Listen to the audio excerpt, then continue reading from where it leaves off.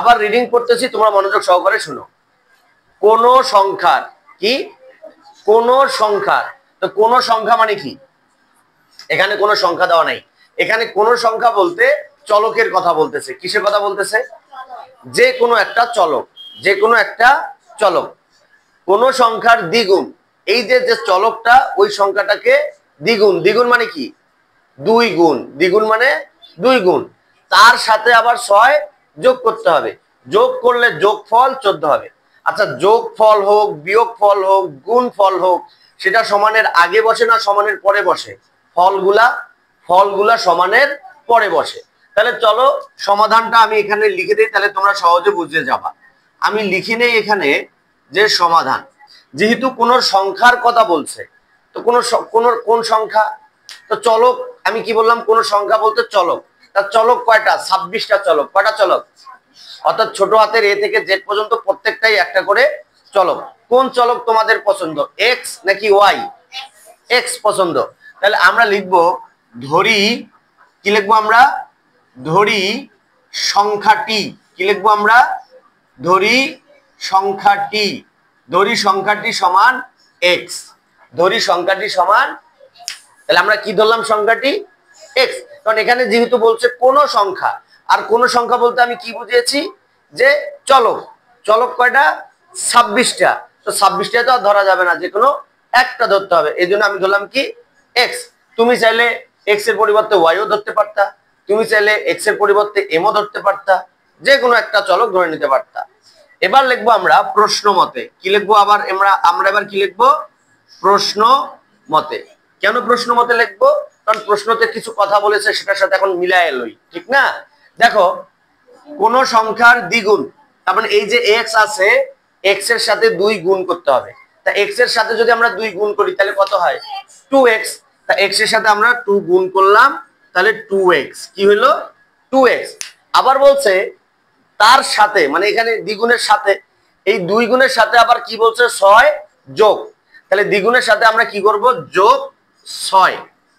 এখন দ্বিগুণের সাথে যদি 6 যোগ করি, তাহলে যোগফল কত হবে?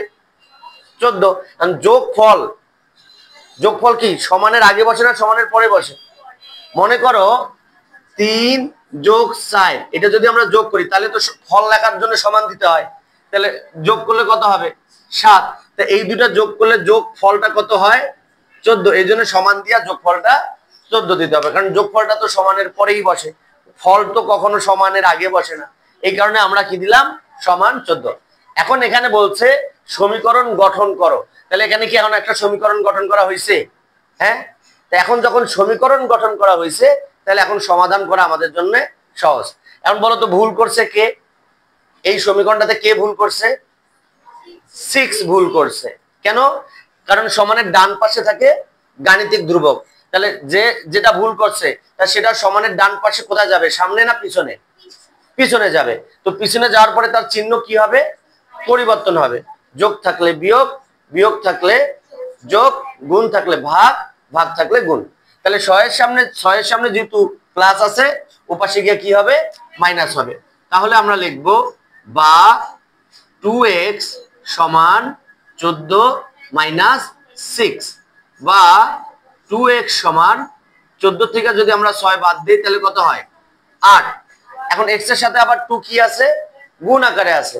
আবার এই 2 তো এই পাশে থাকতে পারবে না, 2 আবার ও পাশে চলে যাবে। তাহলে আমরা কি লিখব? বা x সমান 8 ডিভাইডেড 2।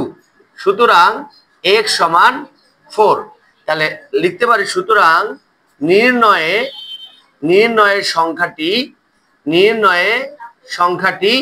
4। তাহলে কত হবে? অ্যান্সার 4। নির্ণয়ের সংখ্যাটি 4, অ্যান্সার 4। কি বুঝতে পেরেছো? 25 নম্বর অঙ্ক করতে হলে কি করতে হবে? আগে অঙ্কটি ভালো মতো পড়ে নিতে হবে। তো অঙ্কটিতে কি বলেছে? কোন সংখ্যা থেকে 5 বিয়োগ করলে বিয়োগফল 11 হবে। এটা আবার 24-এর থেকে সহজ। এটা আবার 24-এর থেকে সহজ। কি লেখা আছে? কোন সংখ্যা থেকে 5 বিয়োগ করলে বিয়োগফল 11 হবে। তো কোন সংখ্যা মানে কি? চলক, যে কোনো একটা চলক ধরবা। তাহলে সমাধান কথা লিখে রেখেছি। তাহলে আমি লিখি ধরি সংখ্যাটি, এবার আমি লিখলাম y। ধরি সংখ্যাটি কত? y। এরপরে আমরা কি লিখবো? প্রশ্ন মতে। কি লিখবো আমরা এবার? প্রশ্ন মতে। এখন কি বলছে? কোন সংখ্যা থেকে 5 বিয়োগ, তার সংখ্যা কত? ওয়াই। তার মানে ওয়াই থেকে 5 বিয়োগ। তাহলে এখন আমরা লিখবো ওয়াই বিয়োগ 5। তাহলে বিয়োগ করলে বিয়োগ ফল 11। তাহলে ফল লিখতে হয় সমানের পরে, এই জন্য সমান দিব। দেওয়ার পরে কত লিখবো? 11। তাহলে সমীকরণ গঠন করা হয়ে গেছে। তাহলে এখন সমাধান তো এটা আরো সহজ। তাহলে কে ভুল করছে? -5। -5 ও পাশে গিয়ে কি হবে? +5 হবে। তাহলে আমরা লিখবো y সমান 11 + 5। সুতরাং y সমান 16। সুতরাং নির্ণয়ের সংখ্যাটি 16। নির্ণয়ের সংখ্যাটি এটাই উত্তর। বুঝছো না বুঝো নাই? তো এই সমীকরণ গঠন করে সমাধান করো। 24 থেকে 35 একই রকম, সরি 24 থেকে 35 আছে। তো 24 থেকে 35-এর মধ্যে 24 থেকে 29 একই রকম অঙ্ক। 24 থেকে 29 একই রকম অঙ্ক। এর জন্য আমি তোমাদের বাসার কাজ দিলাম। আমি তো 25 এবং 24 করালাম। তাহলে 26, 27, 28, 29 এই 4টা অঙ্ক তোমরা নিজেরা করার চেষ্টা করবা। না পারলে আবার কালকে আমি করিয়ে দেব। আর আপনারা যদি ভিডিওটি বুঝতে পারেন তাহলে শেয়ার করে অপরকে শেখার সুযোগ করে দিবেন এবং ফলো দিয়ে পাশে থাকবেন। Thank you very much. আসসালামু আলাইকুম। স্টুডেন্টরা হাসে।